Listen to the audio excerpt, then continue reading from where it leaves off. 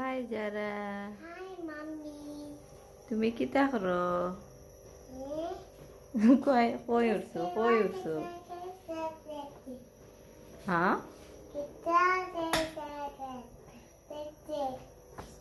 তুমি ওটা কইলাও Johnny, Johnny eating sugar. I'm not Papa, I'm your mommy. Johnny, Zara, Zara. Ho? Zara, Zara. Wait a minute. Zara, Zara. Yes, mommy. Eating sugar? Eating sugar? Open your mouth. Telling lie. Telling lie. Yeah. তুমি না ফারো হইতে video করতাম হইতে না বললা এখন তুমি baby হয়ে গেছো হ্যালো ভিউয়ার্স, আসসালামু আলাইকুম। Welcome back ZF and Chowdhury family channel. আজকে আপনাদের সামনে নতুন আরেকটি ব্লগ নিয়ে এসেছি। তো আশা করি ব্লগটা আপনাদের কাছে ভালো লাগবে। তো এখানে প্রথমে দেখতেই পাচ্ছেন আমি নুডলস বানাচ্ছি, আর শুরুতেই দেখতে পেরেছেন আমার মেয়েকে। তো ঘুম থেকে উঠে পড়লেই ওর একটাই কাজ, আমাকে এসে হেল্প করবে। তো এখানে দুষ্টামি করছিল, আর আমি যা যা বলছিলাম ও কিছুই বলছিল না। ও ঘুম থেকে উঠলে ও এরকম করে, তোকে কিছু জিজ্ঞেস করলে তখন আর কিছু বলবে না। তো মাশাআল্লাহ আমার মেয়ে আস্তে আস্তে অনেক কিছুই বুঝে। আর ওর যখন ইচ্ছা করে না তখন ও কিছু বলবে না, ওর যখন ইচ্ছা করবে তখন সব কিছুই বলবে। ওর জন্য এখানে আমি নুডলস বানাচ্ছিলাম, আর একটা কোয়েল পাখির ডিম ফ্রাই করে দিচ্ছিলাম, কিন্তু ও একদম খেতে চায় না কোয়েল পাখির ডিম। আর আপনারা চেষ্টা করবেন বড়রা ছোটরা কোয়েল পাখির ডিম খাওয়ার, কারণ একটা কোয়েল পাখির ডিমে ও বড় ডিমে যেরকম পুষ্টি থাকে তার চেয়েও অনেক বেশি গুণ থাকে কোয়েল পাখির ডিমে। কিন্তু আমার মেয়েটা একদম খেতে চায় না, খেলে হয়তো পুষ্টিটা ভালো রকম পেত। তো যাই হোক, যতটুকু আল্লাহ ওকে জ্ঞান দান করেছেন ততটুকুই এনাফ। আল্লাহর কাছে লাখ লাখ শুকরিয়া। অনেকের বাচ্চা কাচ্চা দেখা যায় হয় না, বা অনেকের বাচ্চা হয় কিন্তু দেখা যায় অনেক পৃথিবীতে খুঁত নিয়ে আসে। আল্লাহ মাফ করুন, এরকম যেন কারো হয় না। তো আল্লাহর কাছে সবসময় শুকরিয়া জানাই। সেক্ষেত্রে আমরা খুবই হ্যাপি। আল্লাহর কাছে লাখ লাখ শুকরিয়া জানাই আমার মেয়েকে সুস্থ সবলভাবে পৃথিবীতে পাঠিয়েছেন। আর এখানে আমি ছোলা ভিজিয়ে রেখেছিলাম, তো এই ছোলাগুলোকে বেছে নিয়েছি। তো এখানে চলে আসলাম আমাদের বারিন্দার বাগানে। ওইখানে আমি এটা করলার গাছ লাগিয়েছিলাম। তো দেখতে পাচ্ছেন করলা হয়েছে। তো করলাগুলো নিচ দিয়ে পেকে যাচ্ছিল, আসলে পর্যাপ্ত পরিমাণ হয়তো পানি পাচ্ছিল না। তো সবসময় পানি দিলে হয়তো বা গাছটা ভালো থাকবে। অনেক সময় দেখা যায় একদিন পর পর পানি দেওয়া হয়, যেদিন পানি দেওয়া হয় তখন পাতাগুলো খুব সতেজ থাকে। তো এই তো দেখতে পাচ্ছেন মাশাআল্লাহ আমাদের গাছের করলা। তো এখানে আমি আমার মেয়েকে দিচ্ছিলাম, ও এসেছে এগুলো নেওয়ার জন্য। তো গাছের জিনিস হাত দিয়ে পারতে কত যে ভালো লাগে, যারা গাছ থেকে পারেন তারাই অবশ্যই জানবেন। অনেকে আবার পায় না গাছ থেকে পারার মতো সুযোগ সুবিধা, অনেকের আবার ইচ্ছা হয়। আমার কিন্তু গাছ থেকে কোনো কিছু নিজ হাতে পেরে তারপর রান্না বান্না করতে খুব ভালো লাগে। তো এখানে কিছু মিষ্টি আলুর পাতা তো আমি বাড়ি থেকে এনে লাগিয়েছিলাম এখানে। তো আমার শাশুড়ি আম্মা পানি টানি দেন, যত্ন করেন, আমি আর সময় পাই না এগুলা। আর এখানে আমার শাশুড়ি আম্মা কিছু হয়তো লাউয়ের গাছ মনে হয় সম্ভবত লাগিয়েছিলেন, ওইখান থেকে 4-5টা পাতা নিয়েছি। আর এই তো আমাদের গাছের কাঁচামরিচ। তো দুইটার একটা যাই হোক না কেন, গাছের জিনিস তো দেখতে আর হাত দিয়ে ধরতে অনেক ভালো লাগে। মনে হয় যেন একটা মায়া লেগে আছে, দেখেই মনে হচ্ছে যে মনটা ভালো হয়ে যায়, এরকম অবস্থা। তো এই গাছের জিনিস দিয়ে কী করা যায় সেটাই ভাবছিলাম। তো ভাবলাম যাই করি না কেন গাছের জিনিস দিয়ে খুব মজা হবে খেতে। তাই ভাবলাম যে এই পাতাগুলো দিয়ে কাঁচামরিচ দিয়ে একটা শুটকির তরকারি করব, আর এই করলাটা ভাজি করব ইফতারের সময় খাওয়ার জন্য। তো এখানে আমার যে ফ্রিজের যে কন্টেনার থাকে বড় বড় দুইটা আমি কিনেছিলাম। তো এগুলো আমি যখন খালি হয় তখন ধুয়ে মুছে তারপর জিনিসপত্র রাখি। তো রমজানে কিন্তু টমেটোর মানে ব্যবহারটা অনেক বেশি থাকে, তাই টমেটোটা সংরক্ষণ করতে হলে ভালো করে শুকনো একটা জারে সংরক্ষণ করলে ভালো হয়। তো এখানে আমি টমেটোগুলোকে রেখে দিয়েছি। আর আজকে আমি ভিন্ন রকম ইফতার বানাবো। ভিন্ন বলতে অনেকে খান আবার অনেকে নাও খেতে পারেন ইফতারের সময়। অনেক সময় দেখা যায় কি আমরা রমজানের সময় খেতে ভালো লাগে না আমাদের সেহরির সময়, তখন দেখা যায় যে অনেকটা ভাত রয়ে যায়। তো সেই ভাতগুলো রমজান মাসে ফেলে দিলে তখন দেখা যায় যে অনেকটা মানে একটু আমরা মানে নেকি করার মতো কোনো মানে যে পাই না, তারপরে আবার গুনাহ করা। তো সেক্ষেত্রে আমি ভাবলাম যে মানে ফ্রাইড রাইসটা করে ফেলি। ফ্রাইড রাইস মানে রেস্টুরেন্টের স্টাইলে করব না, আমি যেরকম করি সেইভাবেই করব, কারণ আমার ফ্যামিলি মানুষ এইভাবেই খাবে। আমি যদি এক্সট্রা কোনো অর্ডিনারি জিনিস ব্যবহার করি তাহলে ওরা খাবে না, আর আমার কাছে এরকম খুবই ভালো লাগে।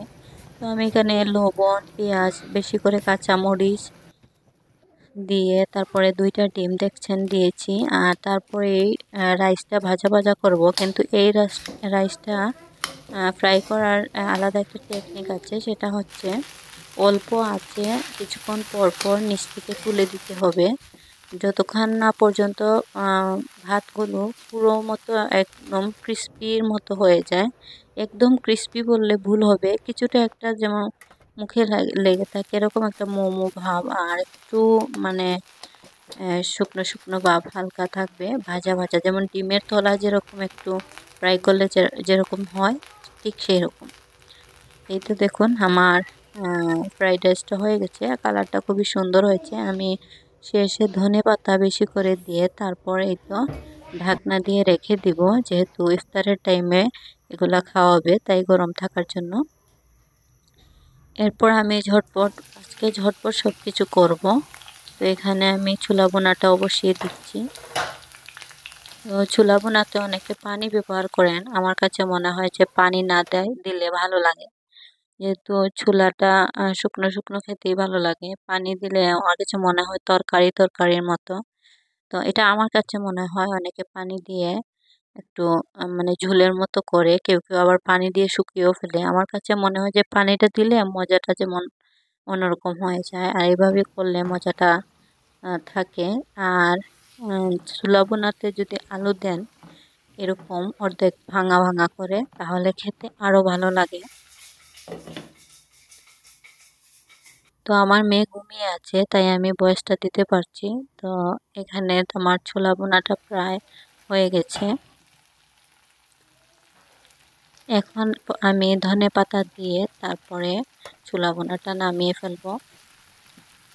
তো আমার ভিডিওটা এতক্ষণ পর্যন্ত যারা দেখছেন তাদের কাছে একটাই রিকোয়েস্ট, আমার ভিডিওটি যদি আপনাদের ভালো লাগে অবশ্যই আমার চ্যানেলটি সাবস্ক্রাইব করবেন, আর ভালো লাগলে অবশ্যই লাইক করবেন। এখানে আমি কিছু খিচুড়ি করছিলাম, যদি আবার কেউ খিচুড়ি খেতে চান তার জন্য।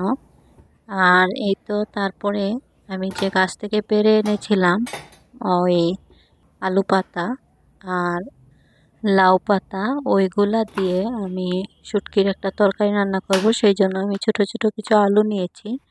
আর এগুলার খোসা না ছাড়িয়ে আজকে আমি শুটকির তরকারি রান্না করব। আসলে খোসা না ছাড়িয়ে শুটকির তরকারি রান্না করলে মানে আলাদা একটা টেস্ট লাগে, আপনারা ট্রাই করে দেখতে পারেন। আর আলুর খোসাতে তো ভিটামিন থাকে যেটা আমরা ফেলে দেই।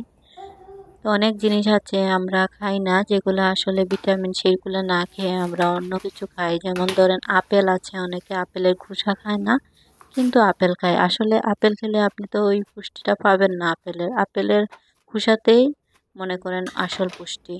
তো এখানে আমি একটু বড় বড় করে টুকরো টুকরো করে পাতাগুলো কেটে নিয়েছি। এই যে কাঁচামরিচগুলো দেখছেন এখন শেষের পর্যায়ে, তাই এখানে 2টা না 3টা ছিল, আমি গাছ থেকে পেরে নিয়ে এসেছি। এখন আমি শুটকির তরকারিটা আস্তে আস্তে যা যা মশলা থাকে সেগুলো দিয়ে তারপর বসিয়ে দিব। তো এখানে আমি বোম্বাই মরিচ একটা দিব, তো একটা দিব না, অল্প পরিমাণ দিব, অর্ধেক দিয়ে দিলাম। আর এখানে 3টা শীতল শুটকি নিয়েছি, ধুয়ে রেখেছিলাম, তো ওইগুলো আমি আস্তে আস্তে দিয়ে দিচ্ছি, ব্লেন্ডার করিনি। তো মানে এভাবে রান্না করে দেখবো কেমন লাগে। তো এখানে আমি একটা মানে প্লেটের মধ্যে নিয়ে নিচ্ছিলাম টুকরো করা কাঁচা মরিচ। আমার ঠান্ডা লেগে গেছে, আমার মেয়ের সাথে রাত্রে আইসক্রিম খেয়েছিলাম, সেই জন্য গলাটা ভেঙে গেছে, আর এই জন্য আপনারা ভয়েসটা এরকম শুনতে পাচ্ছেন। এখানে আমি কাঁচামরিচ, পেঁয়াজ, আদা, রসুন, ধনেপাতা নিয়ে নিয়েছি। ওই যে কাঁচা ছোলাটা ভর্তার মতো করব, তো এখানে আমি একটা একটা করে উপকরণ মাখিয়ে নিব সবগুলো একসাথে। তো এই কাঁচা ছোলাটা আমার কাছে ভালো লাগে না, জানি না কেন। আর এটা কিন্তু অনেক ভালো শরীরের জন্য, সারাদিনের রোজা রেখে শরীরে তো পুষ্টির দরকার, তাই মনে করেন এই কাঁচা ছোলাটা অনেক সময় আমাদের শরীরে পুষ্টির যোগান দেয়। আর এটার মধ্যে অনেকটা মানে শক্তি থাকে খেলে। তো আমি খেতে পারি না, মনে হয় যে কাঁচা কাঁচা একটা মানে ভাইব আসে, আর আদার যে স্মেলটা আমার সেটা ভালো লাগে না। তো এখানে আমি শসা, গাজর এগুলো কেটে নিব ইফতারের জন্য। তো এগুলো আগে ভাগে এই কাজগুলো করে নিলে ইফতারের সময় আর ঝামেলা হয় না। আমি ঘুম থেকে ওঠার পর আমার মেয়েকে খাওয়ানো শেষ করে টুকটাক কাজ করার পরেই যখন আমার ফ্রি টাইম থাকে তখন আমি আস্তে আস্তে এগুলা কেটে রাখি। আর যেহেতু ভিডিও করি তাই মনে করেন যে আমি এগুলো আস্তে আস্তে টুকটাক ভিডিও করি, যাতে ভিডিওটা করার সময় আমার ঝামেলা না হয়। তো এখানে আমি সালাদ করব টমেটো দিয়ে, তাই এখানে টমেটোগুলোকেও আমি কুচি কুচি করে কেটে নিচ্ছি। আর শসাগুলো আমি ছোট ছোট করে কাটতে পারি না, অনেক সময় বড় হয়ে যায়, তাই শসা আর গাজরকে আমি গ্রেটার দিয়ে গ্রেট করে নিয়েছি। আর এখানে আমি ধনেপাতা আর কাঁচামরিচ দিয়ে দিব কেচি দিয়ে কেটে। তো ঝটপট যেভাবে করা যায় আর কি সেইভাবেই করছি।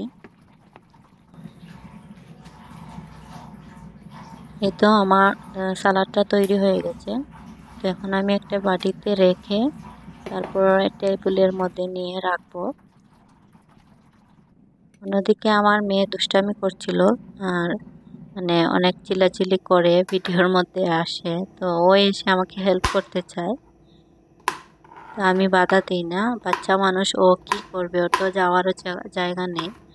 আর এখন এই পর্যায়ে আমি আমাদের গাছের যে করলাটা ছিল সেটা কাটবো। আসলে ছোট্ট একটা করলা, কিন্তু এই যে বললাম না নিচ দিয়ে পেকে যাচ্ছে, আসলে এখানে পুষ্টি পাচ্ছে না গাছটা, না হলে হয়তো আরো বড় হতো। যাই হোক মাশাআল্লাহ যতটুকু হয়েছে ততটুকুই আলহামদুলিল্লাহ।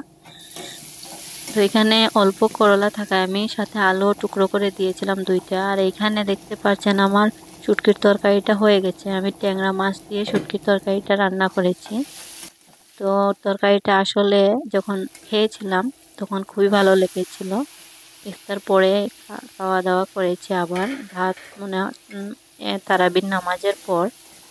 তো এইখানে আমি করলা ভাজিটাও বসিয়ে দিয়েছি। করলা ভাজিটার মধ্যে আমি হালকা হলুদ দিয়েছি আর পেঁয়াজ আর কাঁচামরিচ দিয়েছি একটু বেশি করে।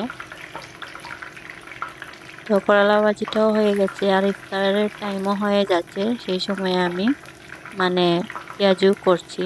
আর এই পেঁয়াজুগুলো আমি কালকে যে রেখে দিয়েছিলাম, কিছু রয়ে গিয়েছিল বাঁধাকপির, ওই পেঁয়াজুগুলো আমি করছি। একটু বেশি করে করলে দেখা যায় কি মানে ঝামেলা হয় না, 2 দিনেরটা 1 দিনে করে রাখতে পারেন। আর আমার কাছে যেটা মনে হয়, যেটা আমি মানে মনে করি সেটাই বলছি, প্রতিদিনের পেঁয়াজু প্রতিদিন করা ভালো, কারণ একটা ফ্রেশ যে ভাব সেই ভাবটা চলে যায়। মানে আপনি যদি মনে করেন যে প্রতিদিনেরটা প্রতিদিন তৈরি করেন তাহলে ফ্রেশ খেতে একটা আলাদা একটা ভালো লাগে। যাই হোক যে যেমন পছন্দ করে, আমার কাছে মনে হয় যে প্রতিদিনটা প্রতিদিন ভালো লাগে, একদিন রেখে করলে দেখা যায় অন্য একটা স্মেল আসে বা আসে না, তারপরেও মনে হয় যে ফ্রেশ খেতে একটা ভালো লাগে। তো যাই হোক কথা বলতে বলতে এখানে আমার ইফতারে সব না নেওয়া শেষ, শরবতও ঢেলে দিয়েছি। তো এই তো আমার আজকের ইফতার আইটেম। তো আপনাদের কাছে ভালো লাগলে অবশ্যই লাইক করবেন।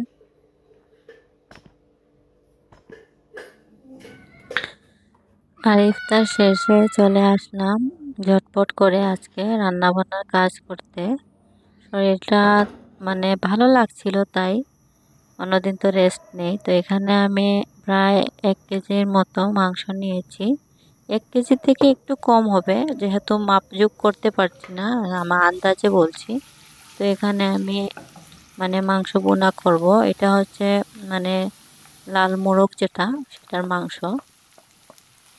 তো এখানে একটু বেশি করে পেঁয়াজ দিব।